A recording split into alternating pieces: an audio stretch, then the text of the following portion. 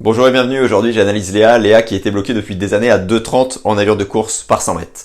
Elle a pu réaliser quelques semaines avant le stage 2 minutes 20 sur un seul 100 mètres, un 100 mètres sec, mais c'était la première fois qu'elle faisait ce chrono-là. Et ensuite sur le stage, en travaillant un point spécifique sur les appuis, elle a pu débloquer réellement là son chrono et sa psychologie aussi pour qu'ensuite ça descende sur ses futures courses. Elle a pu nager moins de 2 minutes, elle a fait 1,57 sur un seul 100 mètres sur ce stage. Je te livre tout de suite les 3 points techniques prioritaires que je lui ai présentés sur lesquels on va bosser après ce stage pour descendre sous les 2 minutes, mais cette fois pas sur un seul 100 mètres en course.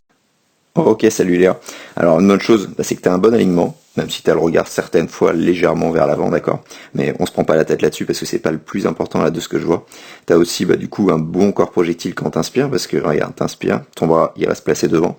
Je reviendrai sur cette flexion de bras, mais en tout cas tu as largement le niveau là-dessus avancé par rapport à tes chronos.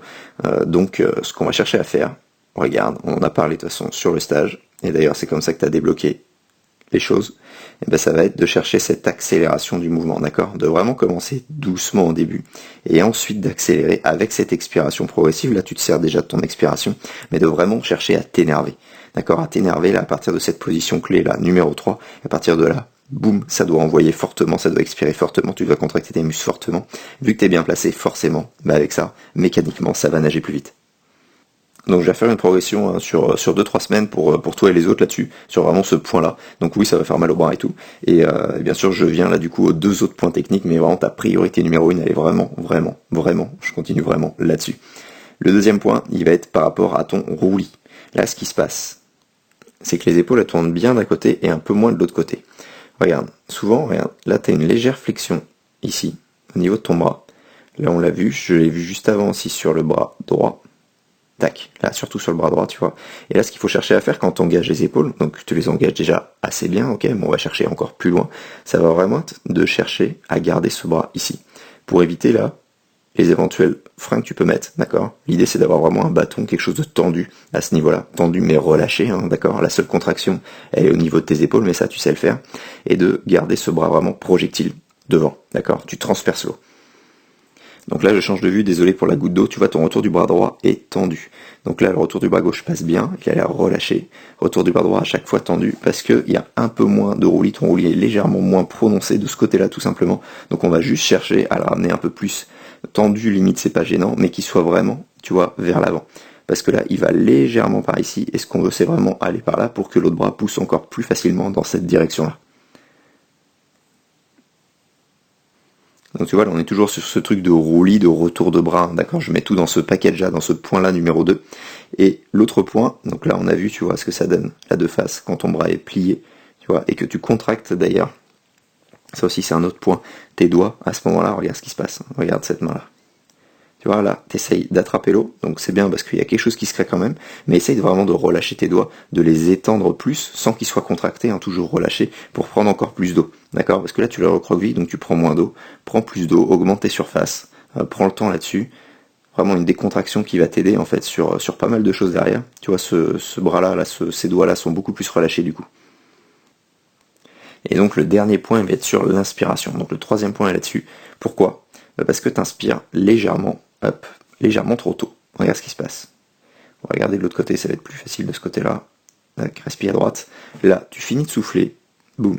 Et là, tu as déjà la tête, tu es déjà en train d'inspirer alors que t'as pas fini. T'as pas fini ta poussée, t'as pas la main à la cuisse. On souffle bien, tête dans l'eau.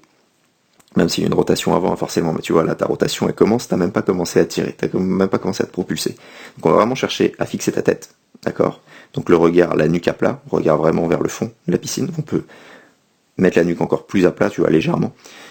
Et tu gardes la tête, t'expires, tu commences à expirer de plus en plus fortement. Il n'y a que là où tu vas commencer en fait à tourner, d'accord, à peu près.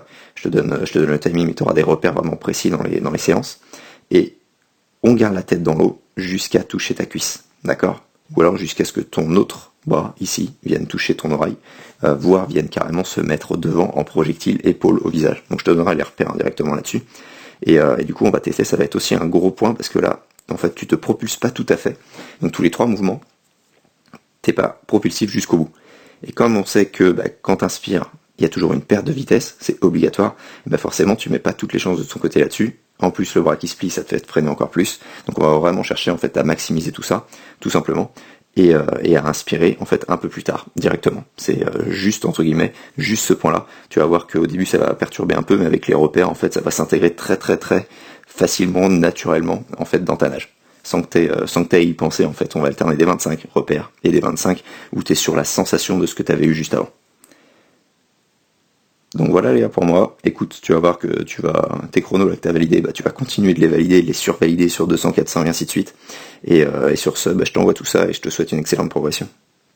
Si toi aussi, comme mes élèves, tu es triathlète et que tu souhaites recevoir les exercices que je recommande particulièrement pour nager plus facile avec plus d'aisance en dépensant moins d'énergie, bref, se sentir vraiment glisser de plus en plus sur l'eau, je t'invite à télécharger la formation offerte que je te mets en lien dans la description où tu vas recevoir 3 exercices que j'utilise régulièrement pour faire passer un palier technique et un palier chronométrique à mes élèves. Et sur ce, je te dis à très vite.